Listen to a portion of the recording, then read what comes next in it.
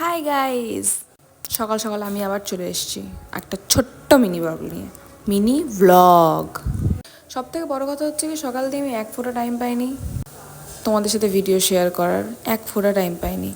বেরিয়ে গেছিলাম আমি, সেই কোথায় কোথায় যেন ঘুরলাম, ঘুরে দেখলাম ঠিক আমি বাড়ি চলে এসেছি।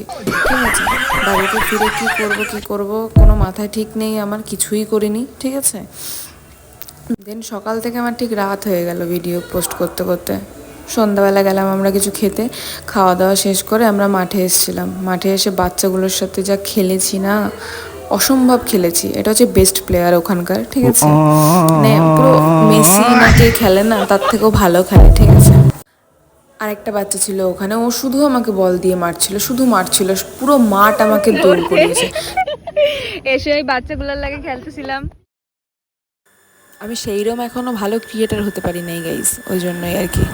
আমার মেকআপ প্রোডাক্টসের পুরো ছাদ্য হয়ে গেছে। রাত্রেবেলা আমাদের কিছু খাওয়া দাওয়ার জন্য ছিল না, তো 4-5টা খেয়ে আমি ঘুমিয়ে পড়েছিলাম। কফি না, ঠিক আছে, তার এতগুলো বিস্কুট দিয়ে ছোট্ট করে গাইজ, টাটা।